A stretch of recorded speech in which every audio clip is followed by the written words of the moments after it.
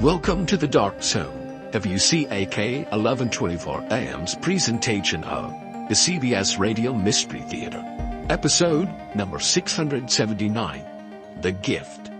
And now your host, E.G. Marshall.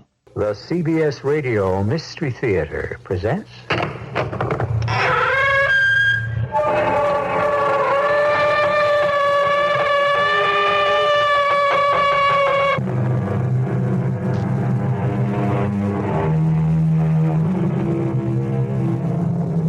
Come in.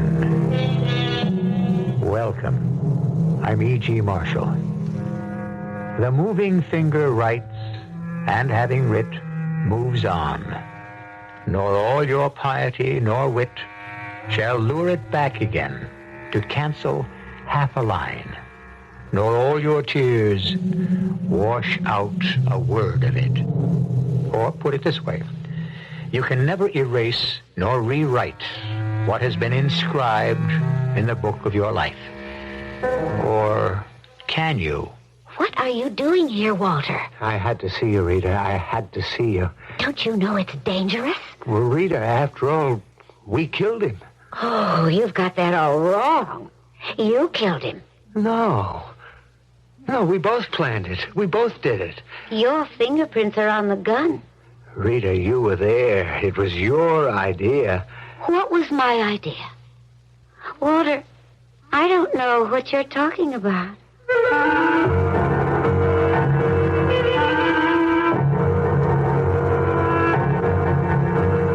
Our mystery drama, The Gift, was written especially for the Mystery Theater by Sam Dan and stars Robert Dryden. It is sponsored in part by Buick Motor Division and True Value Hardware Stores. I'll be back shortly with Act One.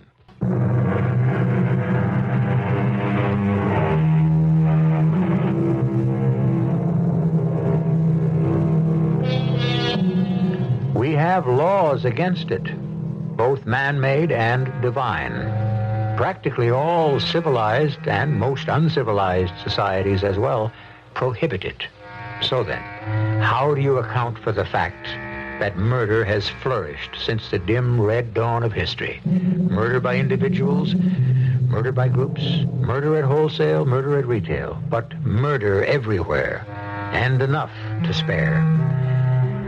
We're in a pretty little cafe lounge. A man and a woman are at a table holding hands.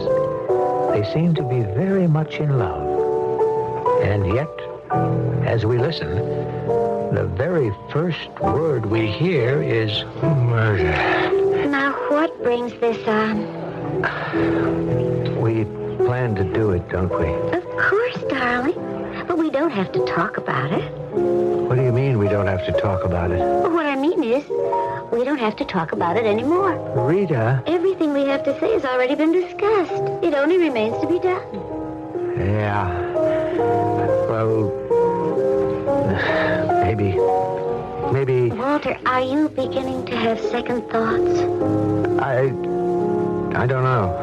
Well, for your information, you were the first to mention it 6 months ago. Didn't you say, if only Dennis weren't around? Well, yes, but that didn't mean... What did it mean? You have a way of turning... I have a way of cutting through the nonsense, of cracking the shell to get at the meat. Well, do you want to call it off? Do you? Walter, the time has come for you to take a stand and to stay there.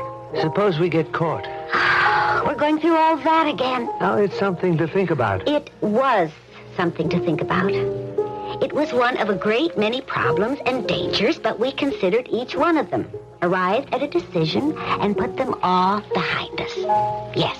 Well, there's no guarantee we'll get away with it. Does it have to be done today? Will it be easier tomorrow? Oh, I guess you're right. No. We're right. This is being done by the two of us. Yes. It's 5 o'clock. Time to go.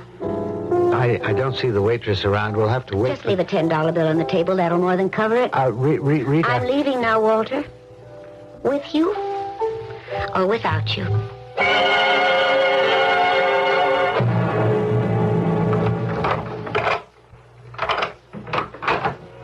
hello, dear. And Walter. Dennis, darling? Just in time for cocktails.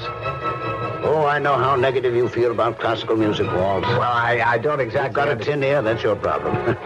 Well, turn the thing off, Reed Angel, whilst I pour us each a little libation here. No, darling. You turn it the other way. That's louder.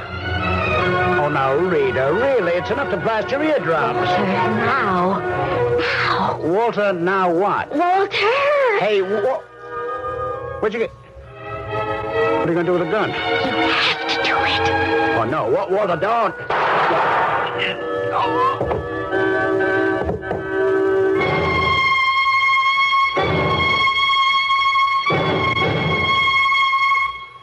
I'm sorry, Mrs. Holland. I'm all right.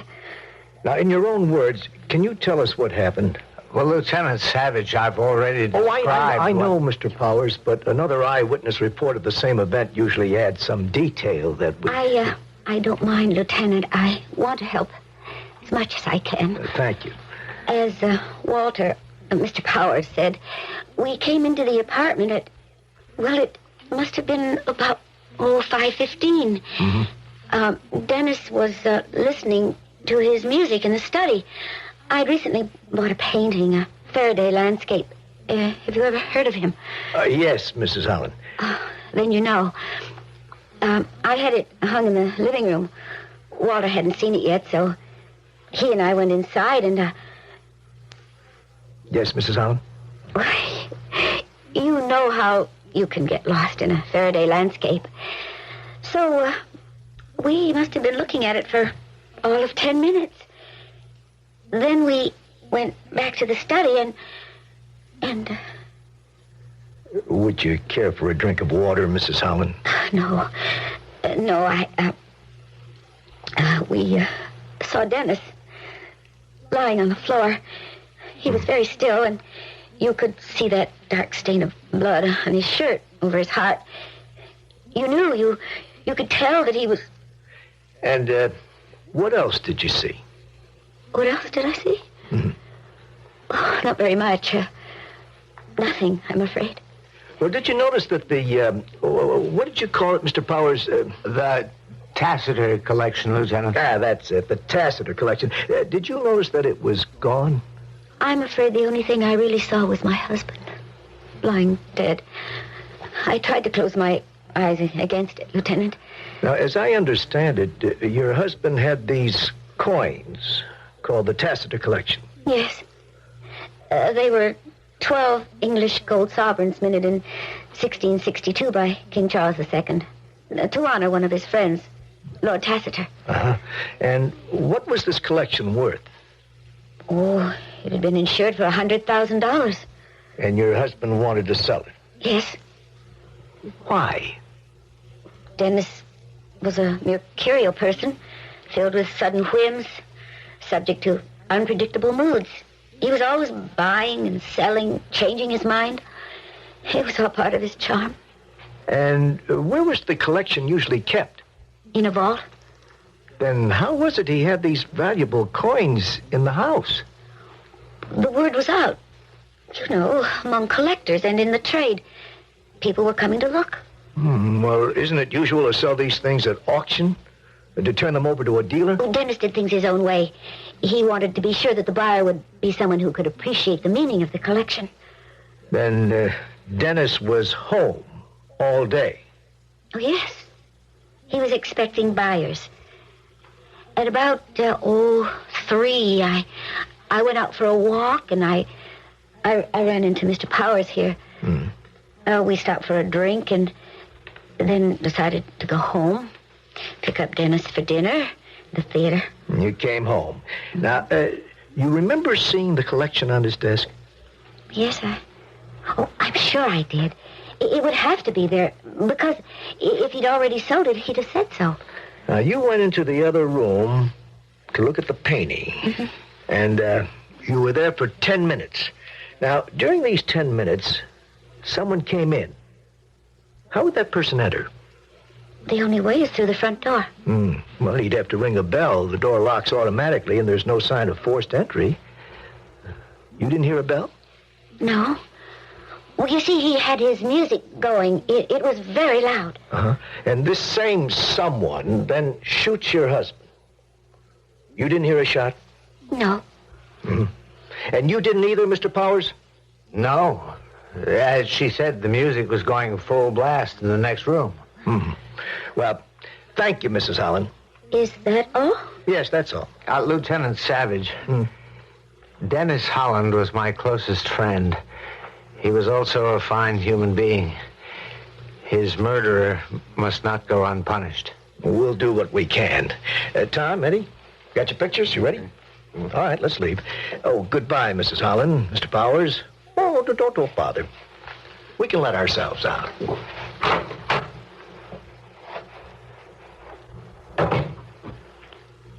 Rita, we got away with this. This detective bought the story. I could tell he bought the story. Because we made it easy for him. A simple story. No frills. He had the coins on the desk. We were in the next room. Someone comes in to buy, kills him. He's got the music going. We don't hear a thing. We come back. It's all over. Beautiful. And do you want to know why? It's a good story because it's built on a platform of facts.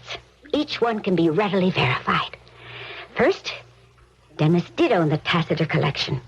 Second, he did want to sell it. He'd taken out ads. Third, he did bring it home from the vault. The clerk would remember. Fourth, people were coming in and out all day.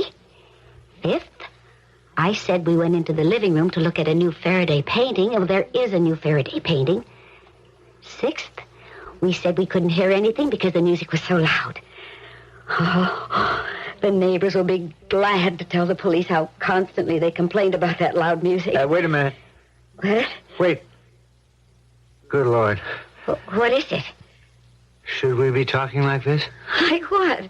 Should we be saying what we're saying? It just occurs to me there were 2 or 3 detectives poking about the place while Lieutenant Savage was talking to us.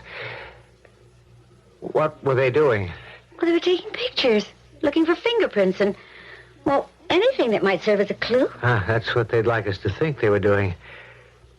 How do you know they weren't planting secret microphones? Whatever for? To record this very conversation. Oh, well, if they did it, they did it. Then you admit they did it. Oh, come on, Walter. It's so far-fetched. Is anything far-fetched today? Look, a man is murdered. The police automatically suspect his wife and his friend. Oh, not when there's a $100,000 robbery. The robbery story is our story. Now, look, we have a lot to do. First, hide the gun and the coins up on the farm. Second, like a true and loyal friend, make the funeral arrangements, will you? But before you do that, take me home to my mother's, and then you can return to your place, and I'll call you.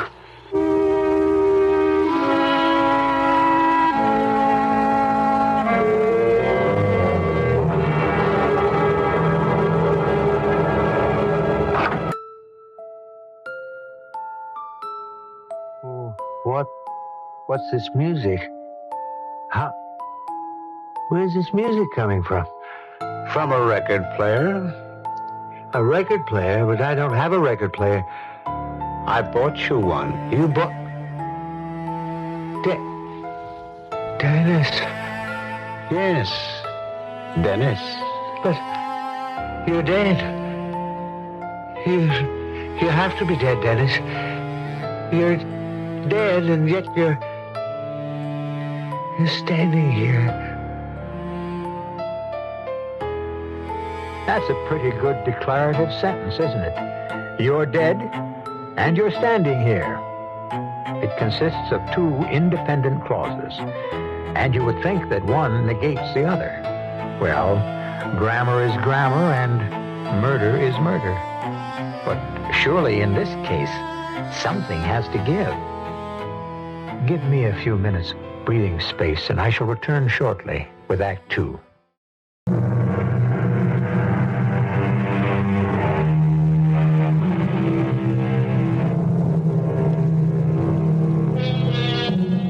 The basic drawback of being dead is that it lasts forever. This bit of wisdom was uttered by an anonymous character in a forgotten novel by a completely undistinguished writer named T. Presley McClellan. However, it does seem to have captured what was always considered a fundamental human truth. Are we about to discover a new vision? At 5:15 p.m., Mr. Walter Powers shoots and kills his best friend, Mr. Dennis Holland. At 9 p.m.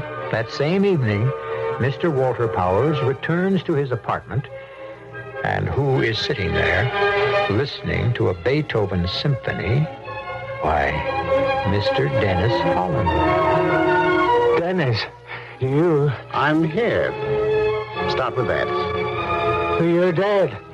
Well, who knows that better than you, Walter? You killed me. But you're here. Obviously. Well, you can't be here. If I killed you, Unless you're imagining it? Yes. Yes, that's it. It's all in my imagination. If it's your imagination, how do you account for the music? I can't account for it. Turn the damn thing off. If you say so, Walter. But still, you must account for it. You know you don't own a record player. Did you subconsciously go out and buy one? Why would I buy one? Because you're now in the hands of your conscience. Remorse. What I did, I would do again. It's just that I have to expect a few bad moments. I think I see you. But you do see me. I'm here. The record player proves it. If I'm just a creature of your guilty imagination, then how do you account for the player?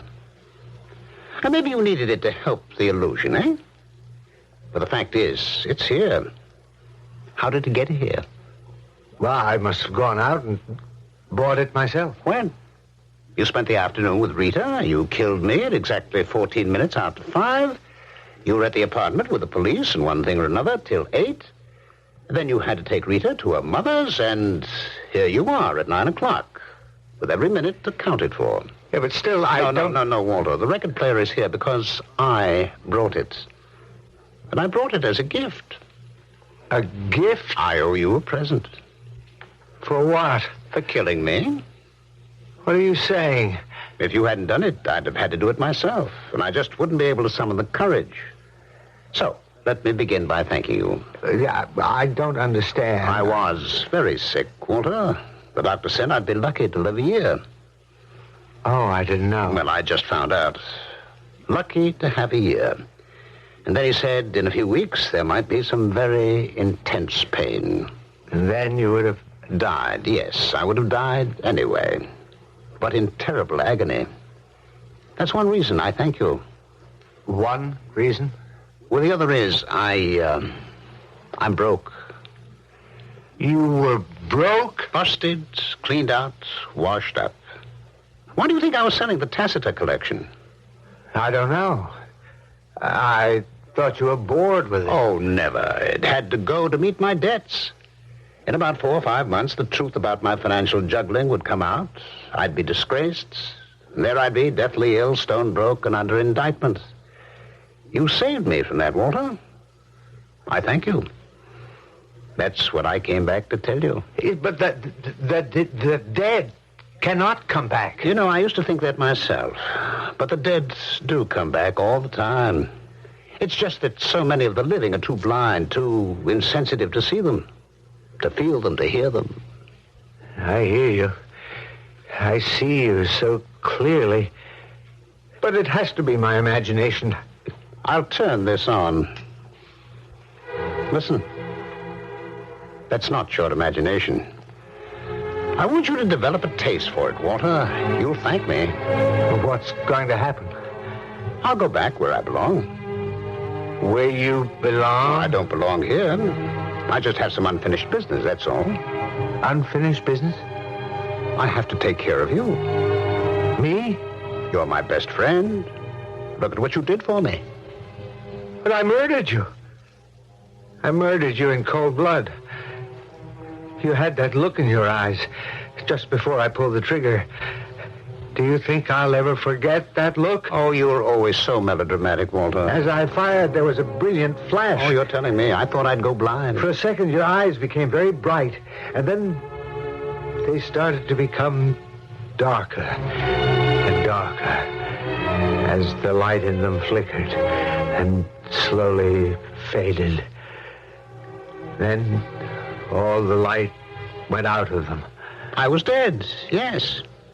That's exactly what it feels like. All the light goes out of you, and you're lost in a dark void. I'm sorry, Dennis. Oh, you're not to blame. She put you up to it. I know she did. She knows how to drive a man wild. Well, she'll grow tired of you. And after a while, you'll sense it in her eyes. Her restless eyes. Already, she's planning for your successor. Now, wait a minute, Dennis. Unconsciously. After all, she hasn't even met him yet. But she will. One day. And then she'll be prepared. What are you driving at? What did you do with the gun and the coins? I hid them. Why didn't you destroy them? Because she said to hide them. Hide them? Hide them where? Up at the farm. What for? So she can have that gun handy in case she'll need it? Why would she need it? Well, she needed a gun for me, didn't she? Are you saying... Oh, she may not use it to shoot you. She'll bring that gun to the police. The police? Do you know what she'll say? Come on, Dennis, what can she say? She's in it up to her neck. Which is why she wants to get out. But what can she say? She is such a resourceful, inventive, creative woman. Can't you imagine what she could say? Think, Walter. Think.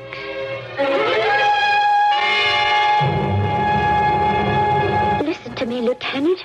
He did it. Walter Powers did it. Are you accusing Walter Powers, Mrs. Holland? Protect me. Don't let him kill me. He's insane. Walter's insane. I'll tell you everything. We came back to the apartment. Walter hated Dennis. He shot Dennis. Shot him in cold blood. Just a minute, please, Mrs. Holland. Walter wanted those coins. That Tacitus collection. He shot Dennis, and he forced me to go along with the story, or else he'd kill me. You don't know what he's like. Mrs. Holland, have you got any sort of proof? Proof? I know where he hid the coins.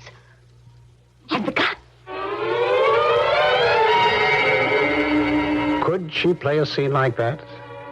Is Rita capable of it, Walter?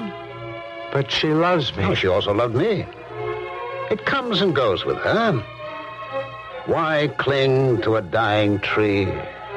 Why treasure what can no longer blossom? Those words. How would I know those words? Oh, foolish Walter. Didn't she also speak them to me one day? She whispered them on a sailboat. We were running before a freshening breeze. Her long, honey-colored hair was flying straight back in the wind. A wind that also held her shirt taut against that beautiful curving line of her body. She can make you believe anything in a moment like that. Tell me, where and when did she whisper those words to you? That can't be real. You can't be real. Listen to the music again, Walter. Only I could have brought it here. It proves this is real. It proves I'm here to help you. Here to save you. Save me from what? From her? Is that it? Yes. Because she'll want to get rid of me one day? Right. No, there's something you forget. Sure, there was another guy before you, and she ditched him for you, and she got rid of you for me. And you say my turn's coming up. Exactly. Well, maybe it isn't. Maybe there's something you can't face up to. Maybe you and how many other guys before you simply weren't man enough for her. Mr. Macho. All right, let's assume that's true. Then your whole theory flies out the window. Only to walk in again through the door. That little scene in the police station. What little scene? You mean that imaginary little episode? It will have to take place, you know. Why? Because you say so? Because logic demands it. What logic? The logic of reality. A man is shot to death. In the house at the time are his wife and his best friend. Now, what the investigating detective asks himself at the very beginning is, are these two having an affair? I would say he's convinced they are. Why? Because he's trained. His experience teaches him to look for those things. But how can he tell? People in love give themselves away in any one of an infinite number of little things, Walter. A glance, a gesture, a smile, a frown, who knows? And so we begin with your Lieutenant Savage. You think he's a dull, plodding policeman. Don't sell him short. Lieutenant Savage, what do you think he's doing right now? Well, how would I know? You can picture it. He's in his office, at his desk. Lieutenant Savage. Oh, yes, Inspector, I'm doing the report right now. Well, Dennis Holland had these coins worth about 100,000. A crook could have come in, killed them, and grabbed them. So we have to run a net among dealers, collectors, and so forth. On the other hand, we got the wife and the best friend. Now, they're in the next room while a .38 caliber revolver goes off. And they claim they didn't hear a thing. Well, that's what they say. I think I get a little bit of a click there. Well, I want to give it a play. Yeah, I'll get right on it. And he's on it this very minute. What'll he discover, Walter? What'll he discover? Nothing. Are you trying to tell me there was nothing? We were very discreet. Discreet? Nobody knows about us. Nobody? Let's check that out. We are now in the area of routine. Basic police routine. The police are experts when it comes to routine. And if it's a crime that can be solved by the use of routine, the police crack it every time. I don't know what you're talking about. Or you wish you didn't know what I was talking about. Tomorrow morning, Lieutenant Savage is going to ring Rita's doorbell. And do you know what he's going to ask her? Well, how could I know? Well, it's a question he couldn't ask her this afternoon. She was too upset. But it's a question both you and she can very well expect. What is the question? Well, you should know. It's the question that marks the beginning of the routine.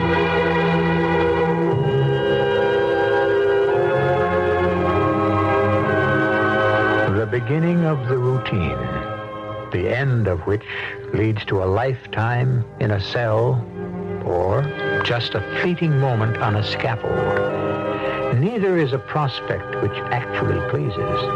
And what is this question that can give birth to all the woes and troubles that threaten to engulf Walter Powers?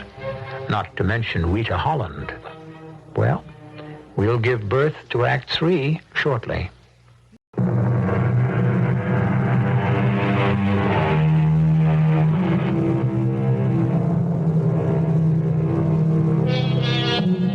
Whoever it was that said, "We are a world of strangers, we see each other dimly as flickering shadows in a darkened room," may have had something.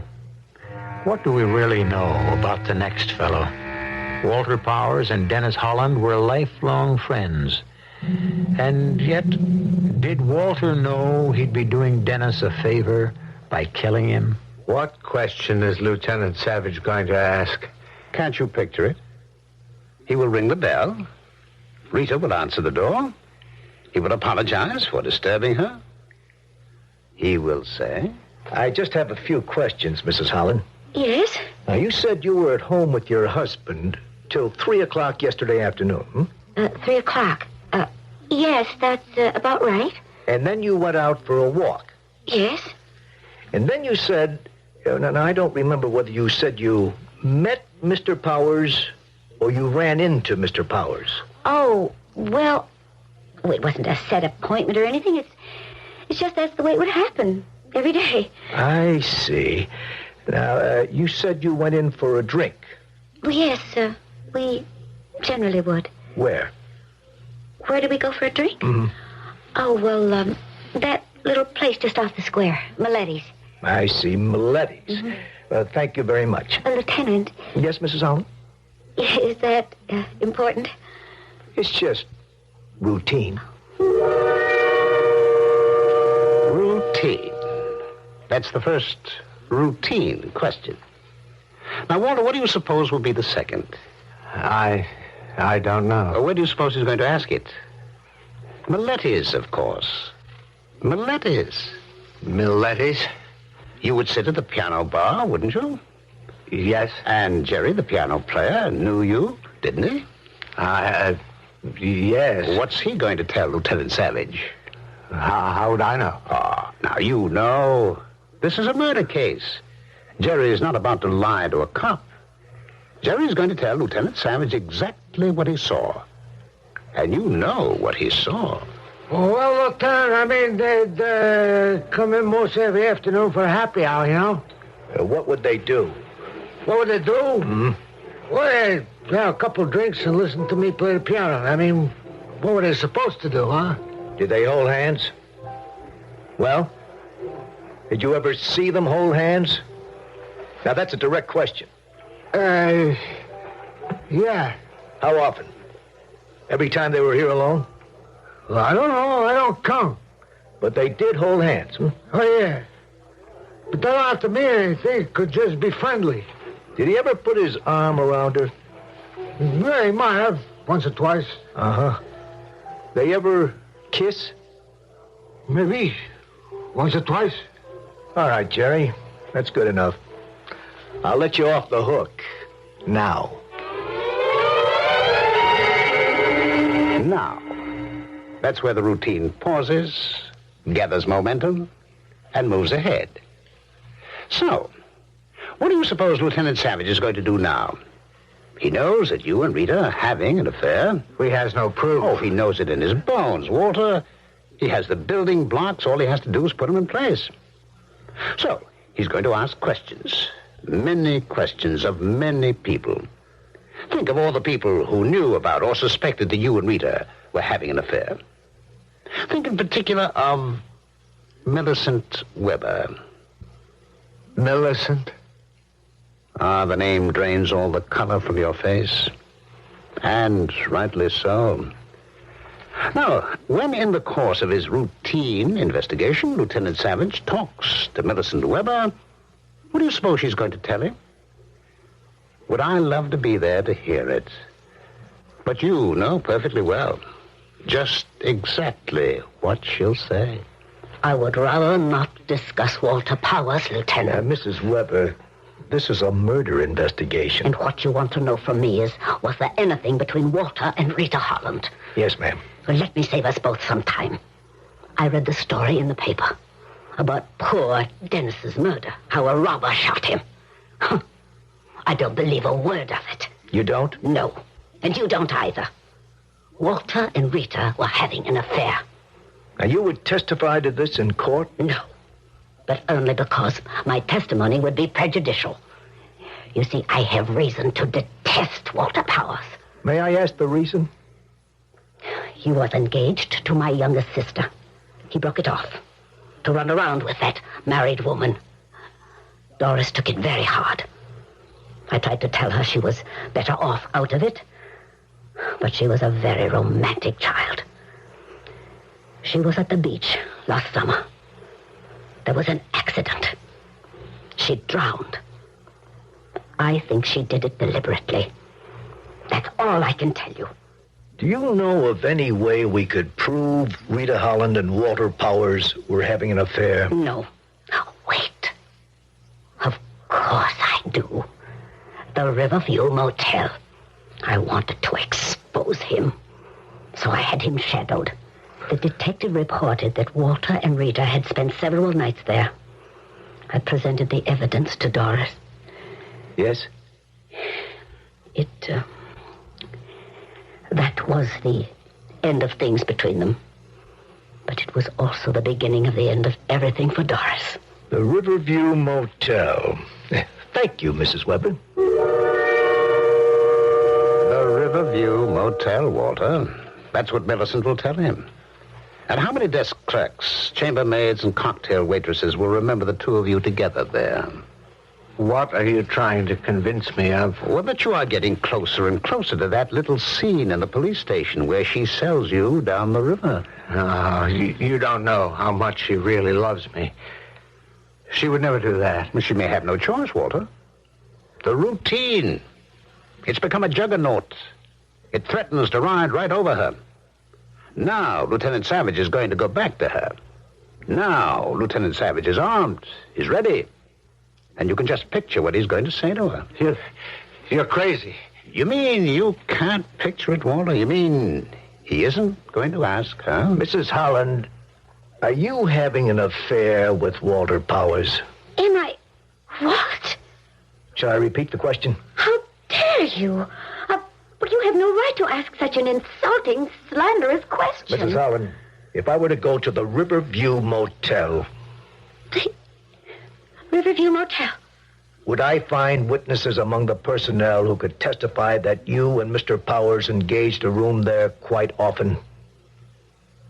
Would I? Lieutenant, listen to me. He did it. Walter Powers. He did it. So you see, Walter, the scene. We are ready for the scene. You don't believe it. I don't believe any of this. I can't. I'm going crazy. I have this hallucination that you're here, that a dead man is talking to me, that a man I killed is here in this room talking to me. Oh, if only it were an hallucination. All of this is unreal. All of this is fear and phantom. All Rita and I must do is not lose our heads. She has to sell you down the river, Walter. No. You're not real. All I have to do is shut you out of my mind. I'm real, Walter. It's a reality you can't understand yet. In this room, however, there is a reality that you can understand. It takes up room. You can stub your toe against it. You can touch it. Turn the switch on, you can hear it. The record player, Walter. I brought you the record player. You left the house at 3 this afternoon. It wasn't here, was it? No. Well, I keep telling you, I brought it as a gift so that you would believe me. But It's the finest you can buy, Walter, exactly like the one I have, or I had in my house. You see? Look at it. Listen to it. Only I could have brought it, yes? Yes. Place yourself in my hands. I'm the only one who can help you, really. She mustn't play that scene in the police station. She's capable of it, isn't she? Isn't she? yes. One way or another, one day or another, you have to be killed. Just as I had to be killed. Kill her first. Well, no. You have to. But that'll surely... I mean, the police... I'll be arrested for murder. No, you won't. Well, what do you mean, I won't? Walter, I'm dead. Which means I see things. Kill her. You won't be caught. Right now, she's asleep, all alone, at her mother's house. Go there quietly. Kill her quietly. No one will know. Kill her. You'll get away with it. Trust me. Believe me. Believe you? Isn't this music proof that you can believe me? Yes. Yes.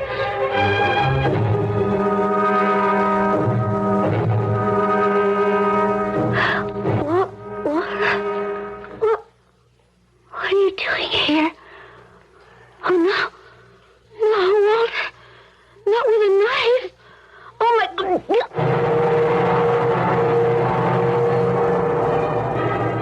I hope you got rid of the knife. I threw it off the bridge. Good. No one will ever find it. What happens now? Nothing. The police probe and pry and poke around. But proof? None at all. Sit tight. Sit tight. Sit tight and enjoy the music. Who could that be? Why don't you answer it? Oh, hey, this is a break. I'm glad you're home. Well, who are you? Well, who do you think I am? I'm glad you're enjoying the set. Maybe you want to buy one, huh? Hey, maybe that's not such a bad way to advertise. What are you talking about? This dame wanted to give her husband a surprise birthday present in apartment 4E. She bought him this here record player. What are you saying? Only that stupid salesman at the store wrote down 3E on a ticket instead. The super let me in here earlier. No, you're making a mistake. Well, that's what I'm saying. I made a mistake. This record player, it's a gift from Dennis. Oh, look there. Leave me explain it again. Dennis, tell him. You see, this woman calls me up. Dennis. She's having a fit. Where's that record player? I paid for that record player. Dennis! And I said, lady, I delivered that record player. I installed it in apartment 3E, like the ticket said. Dennis, why don't you tell him? 3E, she yells. It's 4E. Please, tell him, Dennis. So, if you don't mind, I'll just have to unhook this. What are you doing? What am I doing? That's mine. Well, buddy, I just explained. Dennis gave it to me. Are you nuts? Dennis told me it would be all right. Look, do I have to get a cop? Dennis said nothing could happen to me. Even after you kill her, he said, nothing can happen to you. Dennis knows. No, you know how Dennis knows? Well, go ahead, ask me. How does Dennis know? Because Dennis is dead.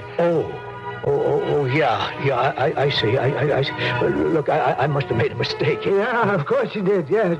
It was Dennis who brought me this wonderful record player. Oh, sure, of course he did, pal. Yeah, sure. Why don't you just, excuse me. Excuse me.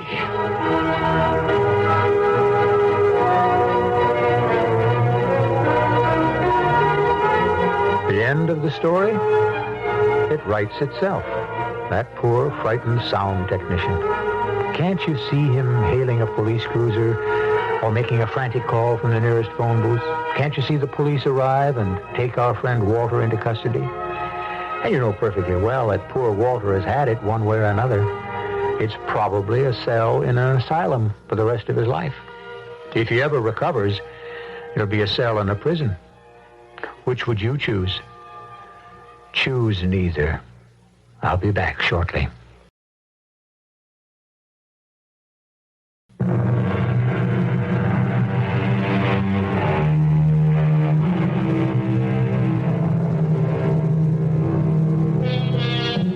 Can the dead, do the dead ever come back?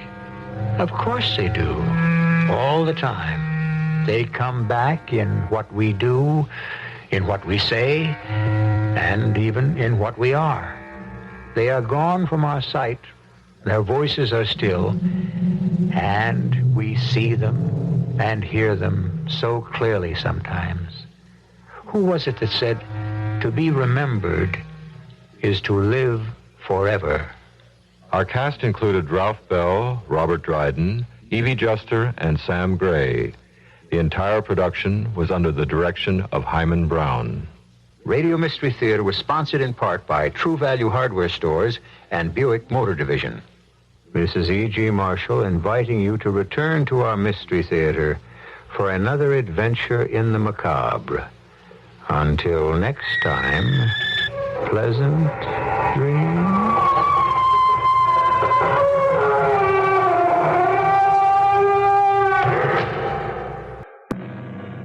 Thank you for listening to The Dark Cell, WCAK 1124 AM's presentation of The Gift, episode number 679. Good night, America.